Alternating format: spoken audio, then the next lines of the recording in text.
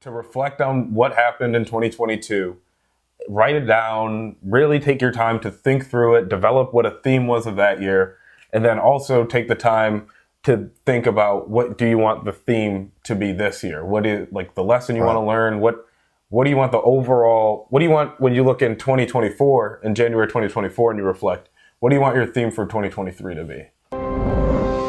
Welcome to the Live Truly Free podcast, where we provide fatherly guidance to entrepreneurs at any level of their journey. Hi, I'm George Black, and this is AJ. Are you ready for this week's adventure of building great companies and discovering the Live Truly Free lifestyle for entrepreneurs? Awesome, let's get started. Welcome to our 2023 New Year's podcast. Happy New Year, AJ. Happy New Year, George. We're not very good actors. It's still 22 when we're filming this, but we want to talk to you about some great ways to begin the new year. Yeah, and just from prepping for this podcast, I'm really intrigued to do this episode because you have a different approach to New Year's than what I typically hear from people as the calendar is turning over. Cool. Yeah, that's really what I'm about is, what are different ways to do things and what's good for your soul. So this is going to be a lot of great fatherly advice for you guys. Recently, a friend of mine was telling me he couldn't wait for 22 to be over. And I know a lot of people who feel this way, so he's not the only one. But he gave me a few descriptors, and he said it's been a tough year. He just feels like he's in a pit of misery, business setbacks, activities outside has been just a frenetic pace. Outside of business have been at a frenetic pace. And so he just kind of summed everything up by saying his life is just chaotic. And so I know a lot of us have felt that way, whether it was in 22 or 21 or 20. It's been a rough stretch here. Right? Somehow we've decided as a human race that we just turn the page of the calendar and boom, it's going to be all new. Yeah. Right? I know a lot of people, the same thing. Every new year, they're like, all right, it's going to get better. Like everything's changing now, just magically at the flip of a calendar page. Like I don't normally set resolutions or anything like that. I think this is just a continuation of my life. Like I'm just writing the date differently now. But I always see other people making these resolutions and like trying to make these dramatic changes to themselves. And a lot of people, especially my generation, they say new year, new me, which I never understood either. Like it's not just your generation, AJ. I think generation after generation we want some kind of rebirth. Look, this is a cry of our heart, okay? We want something new. And you're right. So speaking of resolutions, holy smokes. The gyms fill up, right? The first few weeks of the year, you can't get a machine or anything. Mm-hmm. It's almost like you go to the gym. Yeah, I hate the first few weeks of January because I go and no matter what time I go, it's just a ton of people in there. But by the end of January, early February, it's back to normal and the regular people who go there are the people who are still there. Right. And so in other words, we have all these crazy resolutions. And here's what I like. Okay. So then people say, well, I don't do resolutions. I have a goal.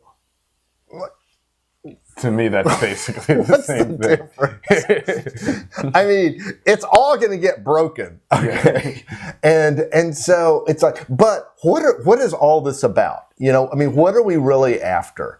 Yeah, you put that in a good little way. Like, it's what our heart desires. Like, what are we actually after with all of this? And I think this ties perfectly into, like, your strategic process. And is that kind of how you approach the new year here?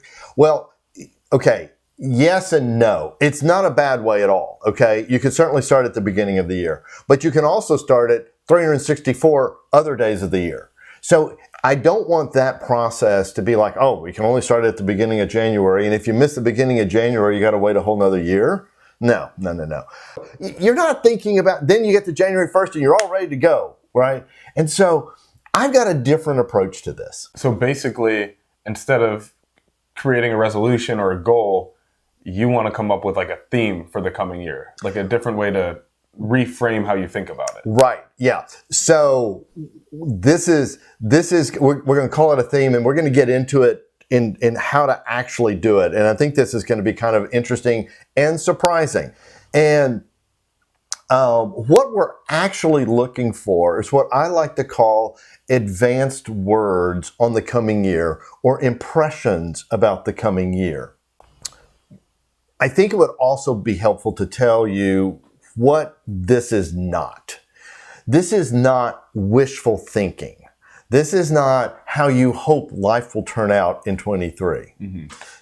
It's not just saying, oh, I'm going to be a millionaire by the end of the year. I'm going to get a big raise, a big promotion. It's always going to be sunny outside. Like, these aren't wishes for things that are beyond your control. Right. And it actually might be helpful to write a few of those things down just to get them out of your system. Because it's like literally like this. And a lot of times I have to do that. I go, okay, so what are all the things George wants? And so I just write all those things down. I'd love to go on a trip to Italy and not come home. At least for the summer, come home for the fall, because it's real hot here in Texas, or whatever the thing is, And so I get those things out of my system, and I can put them away. Now I can breathe. Now I can kind of go, okay. And the other thing about these words, or these are like words or phrases, okay, short phrases that you might get. And we want to focus on more our person than our business. Okay. And because this isn't the business thing that you need right now. Most of the time when we're flipping the calendar to the new year, it's about who we are as an individual. Mm-hmm. And so that's where I would put the primary focus. The business part will sort of take care of itself. You'll see.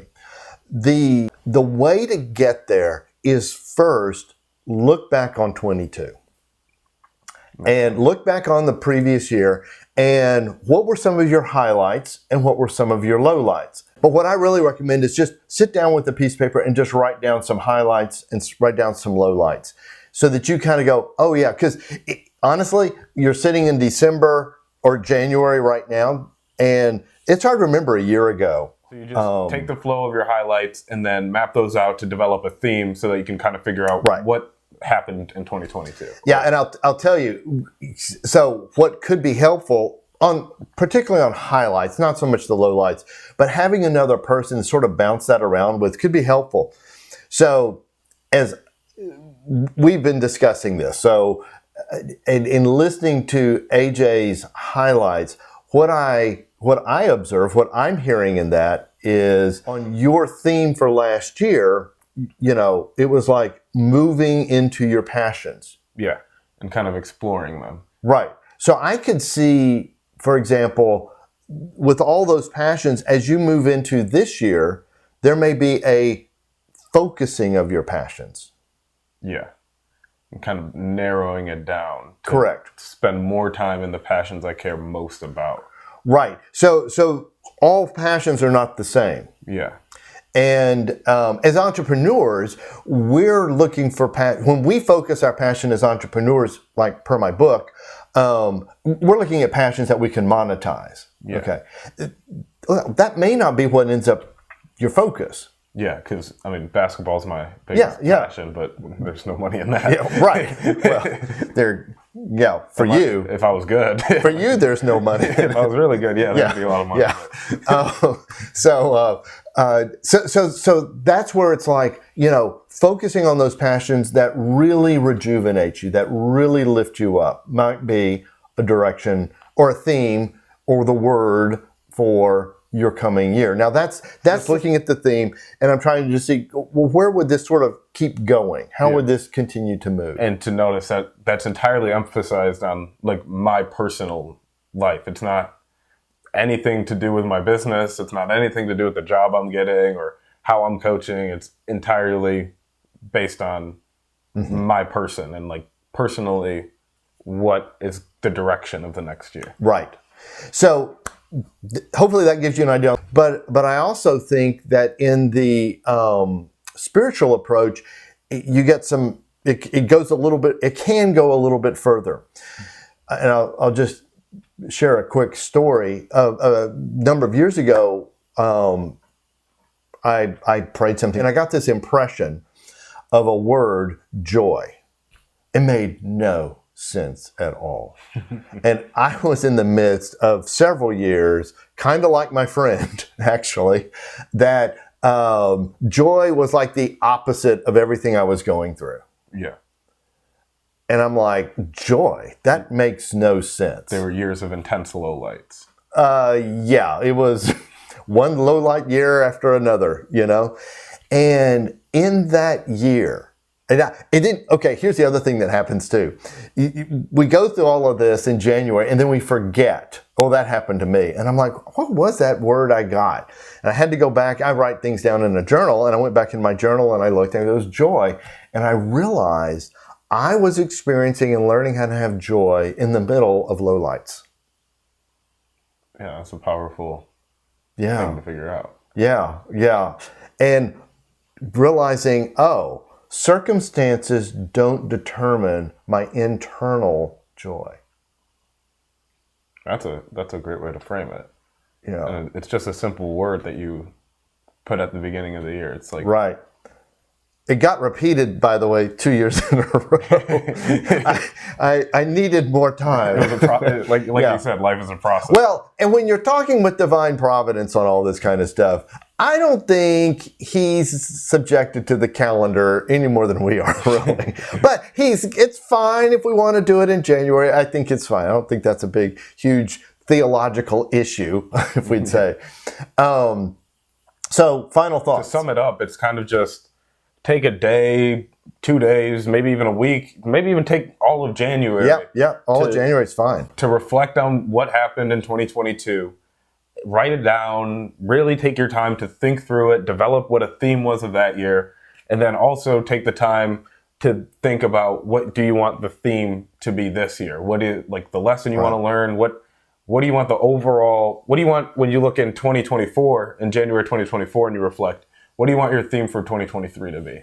I really recommend, you got to get out of the chaos a little bit.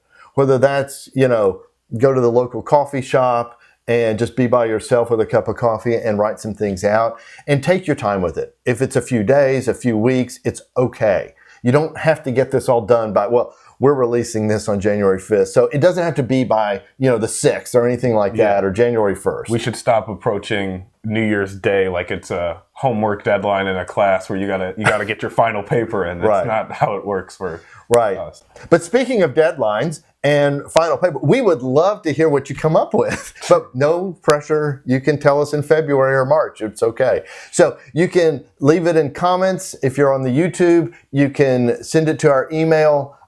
We would love to hear your themes and what's happening for you, and what ideas you have and questions you have for future topics.